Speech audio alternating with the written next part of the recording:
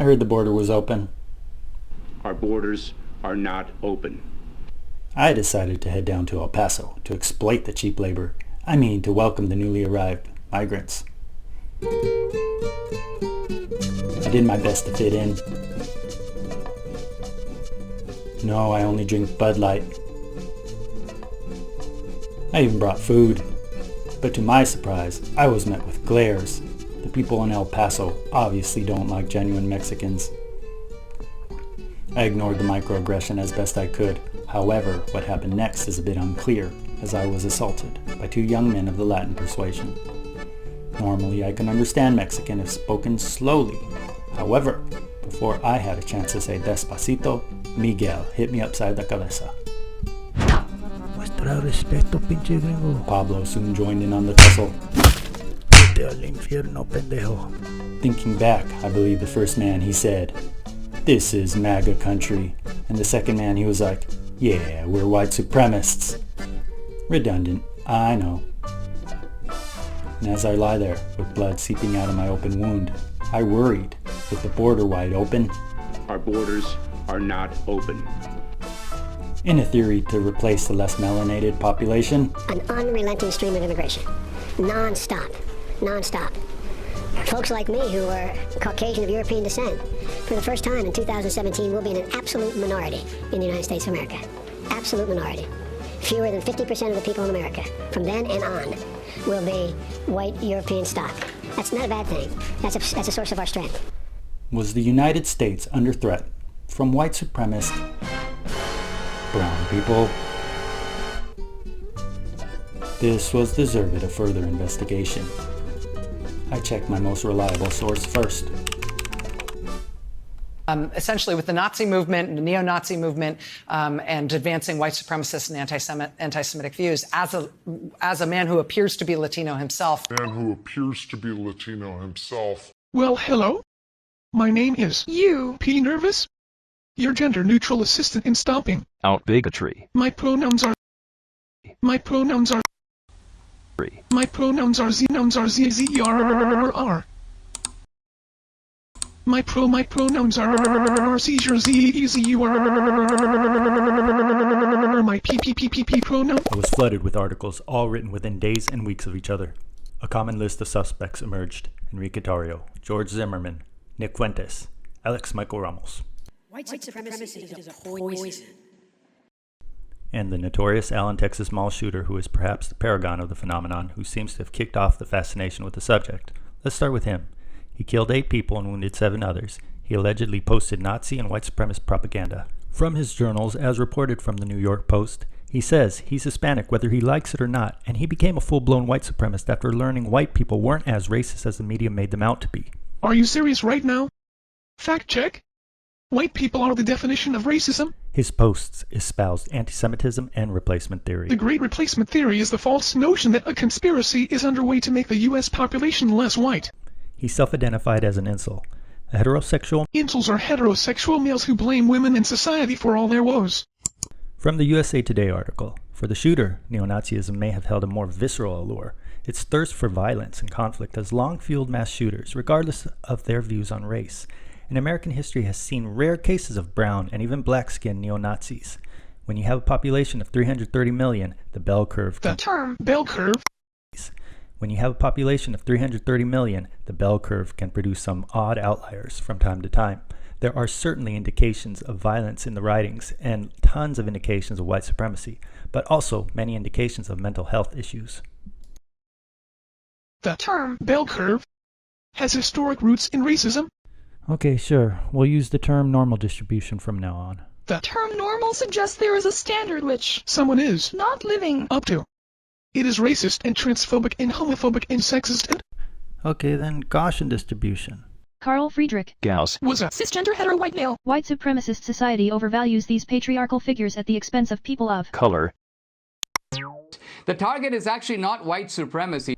Just days after the mall shooting, this Hispanic ran over a group of migrants. Was he a white supremacist too? The Venezuelan government called for an investigation into whether it was a crime of hate and xenophobia. The most dangerous terrorist threat to our homeland is white supremacy. But these ragtag white supremacists of today are marginal. And the other perpetrators certainly belong in the same car as the Allen Mall shooter, or why else would so many articles mention them? Just look at Enrique of Proud Boys, throwing up his white power hand gesture, pushing his multiracial whiteness. I'm going to go ahead on the record and I'm going to tell you that I condemn white supremacist groups. Well, George Zimmerman, he's definitely a racist. He murdered an innocent child just because he was black. I'm not a racist, and I'm not a murderer. Okay, well, Nick Fuentes, there's no denying he's a racist.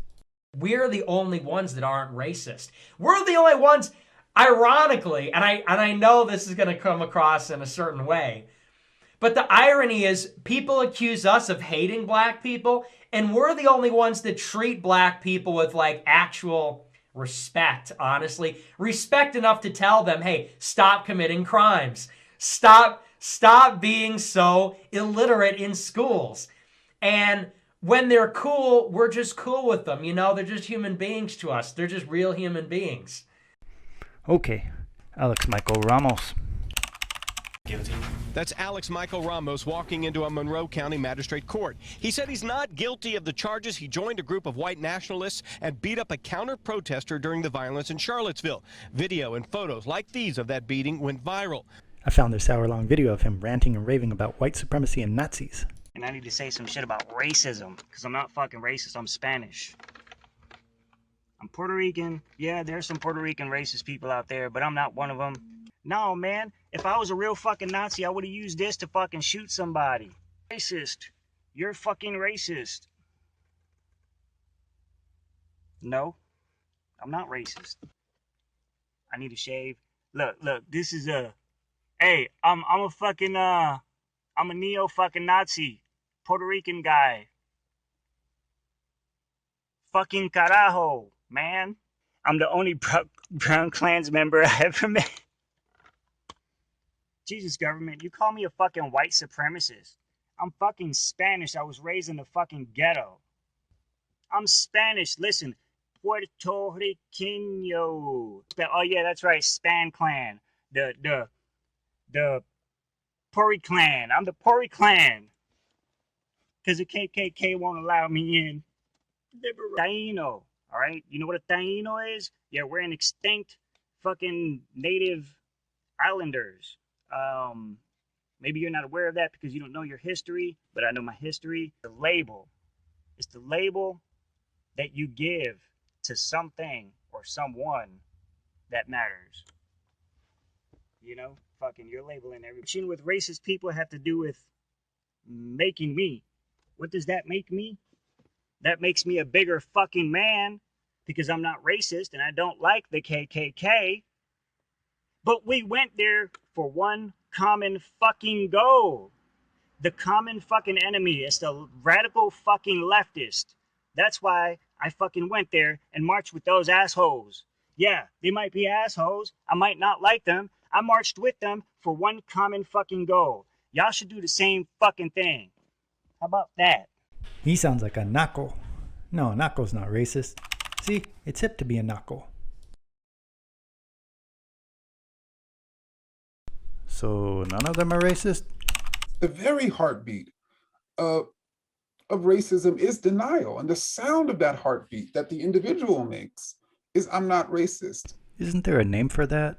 Catch-22. Am I racist? No. Shoot! Ah, I get it. If you admit you are, then you're... How is racism manifesting in my life? Because it circulates 24/7, 365. If you are perpetuating racist stereotypes about black people, then you're using digital blackface. Maybe I'm not getting what white supremacy is. White supremacy exists when white culture has more value than other cultures. It exists when white people have a larger share of power and status. I'd like to offer an updated definition of white supremacy. It's the idea that white is the ideal, and we are all consciously and subconsciously working to achieve whiteness. Now, that is what I would call the retarded moron's description. Oh, so this is white supremacy culture. Now I'm beginning to understand why we have so many white supremacists. Hate crimes, lynching, anti-immigrant violence, brownface. Well, that's actually kind of funny. Overt racism is horrible. We can use this bottom list to make everything racist. I like it. It's the unintentional bias that does the greatest harm to people of color. I think what the Chinaman said is that lynchings are less harmful than microaggressions, which I guess is true if no one is being lynched. Let's revisit Alex Michael Ramos and see if we can label him a racist based on this new guidance. What organization do you equate yourself with? Myself, ma'am. I equate myself with myself. When I do independent things like this video as such, I only represent myself at this point. I cannot speak for others. I cannot do that. And this is where individualism can come in. I have a particular story, but that story didn't exempt me. And so I can ask myself, how did all the things I see as unique about me set me up into the overall racist structure? Because it did. That is one of my best friends. He is black. All right? So, are you a racist? No, absolutely not. I have another friend. Yes, he is a Muslim. He's an Egyptian Muslim. He's a really good friend of mine. His name is Rami. I'm not racist. Y'all need to stop calling me fucking racist, all right? What's important about that narrative is it reveals what the person thinks racism is. You see this American flag right here? Yeah, Nazis don't like that flag. All right, so, Black Lives Matter Utah posted a picture of the flag with the caption, "When we Black Americans see this flag, we know the person flying it is not safe to be around and is a racist." That no, that's actually not racism. White fragility is the defensiveness, the argumentation, the hurt feelings, the withdrawal that often erupts whenever white people are challenged on their racial worldviews. I'm not even fucking white. So how the fuck am I a superior race? The people who are genuinely intolerant, the left, are accusing the people who are tolerant, us, of being intolerant. We can't find any genetic markers that are in everybody of a particular race and in nobody of some other race. We can't find any genetic markers that define race. And actually, the fact that race is not based on biology, but race is rather an idea that we ascribe to biology. So race doesn't exist. when somebody tells me that they don't see race, I say, I mean, that's fine. You know, you can choose not to see the sky, but it exists. So race sometimes exists. Okay, well, at least we can agree that dividing people by race is always wrong. So wokesters can't even make up their own mind.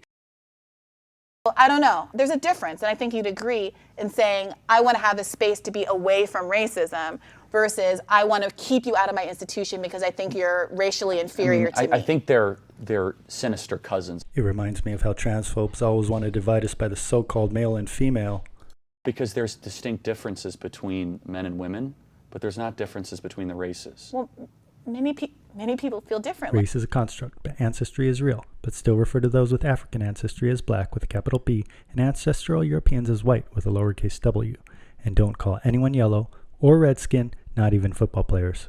Race exists, but it's not biological. It persists as a way to divide people like the old taxonomies of Caucasoid, Negroid, and Mongoloid. Racial categories today are mostly based on the expressed similar traits found in a region, but also cultural similarities. Mapping the human genome has led to genetic tests that trace ancestry. Ancestry websites use the word ethnicity to make these ancestral distinctions. A person with various ethnicities may not inherit the DNA markers from his or her parents that the tests look for when determining ethnicities. What is not weird is that Cleopatra was black, or African American, and even though she had Macedonian ancestry. U.S. states once relied on the one-drop rule to assign racial status to African Americans, but now we know race is a myth. If cops stop killing blacks, and even given enough time, humans will inevitably blend into a homogeneous brown. The question remaining, will that be a white supremacist brown? Conversely, if you are white dating a person of color, that is exoticism and does not excuse your inherent racism. Moreover, since race is a myth, why can't this lady identify as black? Is it not her white privilege to give up her white privilege? And the pretendians can identify as victims of the European conquest of their tribes. Tribe is a racially sensitive word associated with savages or primitive people and is especially offensive to African and Native Americans. How about this transracial Filipino young lady? But really, that's why I refer to transgenderism, or however you like to call it, as gender dysphoria. Yeah, she sounds like a transphobe.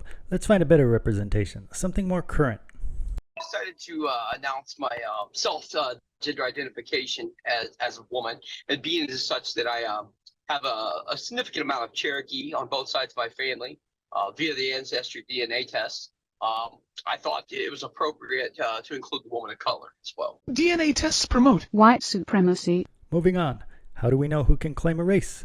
And how do we determine who receives reparations? We want our reparations, $3 million per person. If we could only find someone who could distinguish who is genuinely of a race and who is not. Yeah, I was sort of raised in the Puerto Rican community at home. He would know. He has a lived experience. And you ain't black. Now that we all agree that the standard definition of race and racism are outdated. Standards uphold white supremacy. Yes, standards in general are outdated and racist, I know.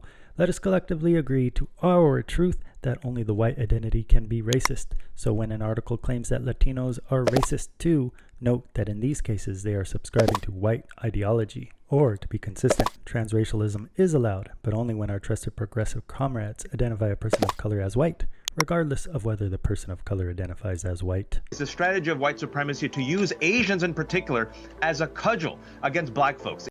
I'm very proud to say I am today kind of a dangerous American.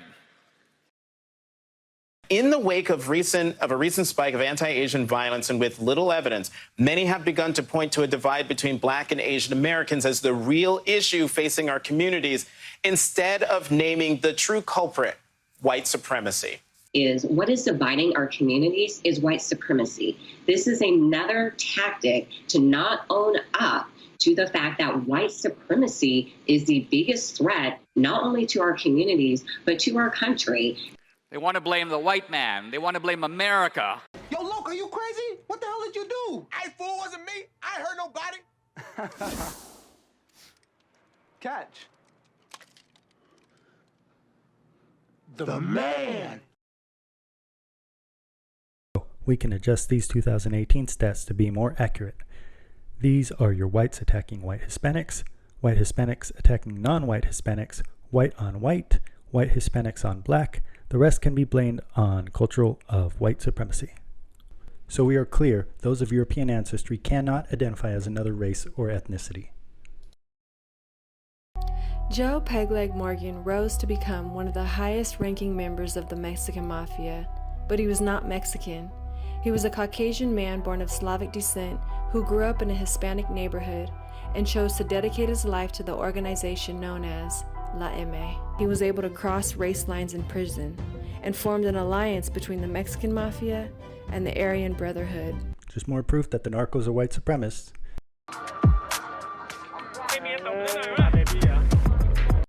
There's only one explanation for this. They're trying to get into Harvard. In pro wrestling, when Chavo Guerrero became a white racist, everyone loved him. I had everybody hate me. The Hispanics hated me because I was denouncing my Mexican heritage. I was saying, if it's not white, it's not right. And, I had Caucasians going, that's not the way we are. I guess I also need to reassess everything I learned in school. Cesar Chavez was a Mexican-American who fought for farm workers' rights. I see now his opposition to illegal aliens was nothing but white supremacy. Estimate 60 to 70% of the farm workers in California, of the resident worker, of the citizen, is out of a job because of the wetbacks. They're coming in by the thousands, just unbelievable. So the workers themselves, even though a lot of them are Mexican descendancy themselves, are very uptight and very, very worried and very mad about the illegals coming to break their strikes. It takes away their jobs, their livelihood, and so forth.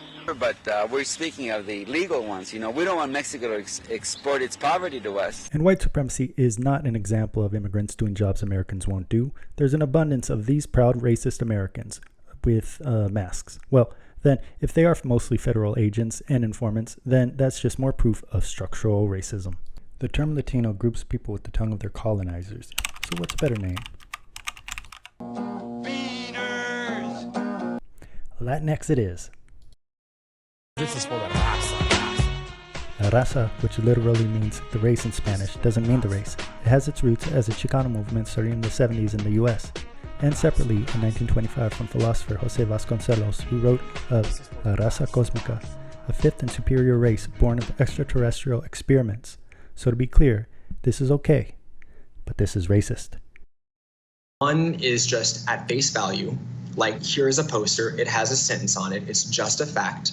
And the other is like, you put in a whole bunch of context and make a whole bunch of guesses and you play mind reader and then you like get upset at that. White Europeans colonized and created a caste system in Latin America, placing whites at the top. Vestiges of colonialism linger today in that whiteness is often seen as a virtue. Here in the US, we know that brown is better. What do you think that you are?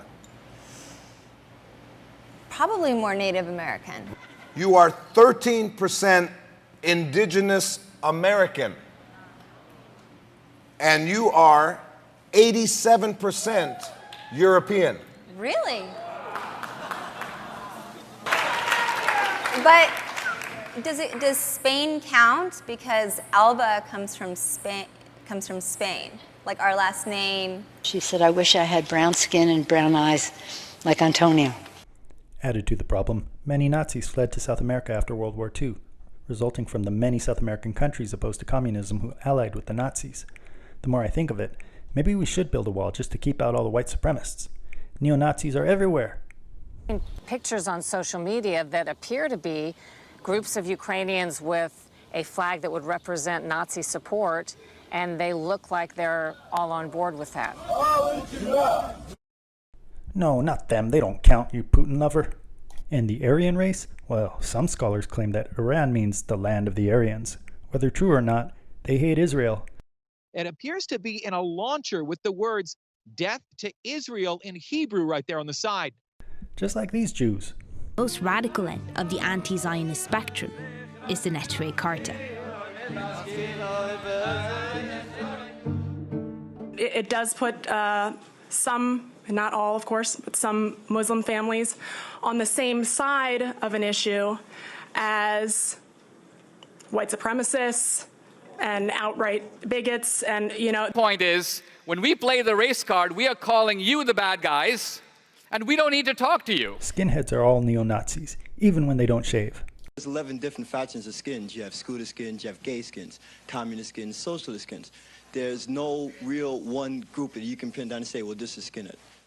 We can now say with certainty that Nick Fuentes is a neo-Nazi white supremacist, and so is anyone who has ever associated with him, including the former gay Milo Yiannopoulos and the Jew criticizing Ye. And Donald Trump is the Grand Wizard. No, I'm not a racist. With this research, I now understand the real problem, and it is not specific to Latinos. White supremacy has infected everything. What we once thought was benign is the poison of white supremacy. Rarely, we might see the less harmful bigotry disguised as white supremacy, like this Indian fellow. And he praised Nazis. Authorities seized a Nazi flag with a swastika on it. He's expected to be charged with threatening to kill or harm a president, vice president, or family member. But the covert stuff is ubiquitous.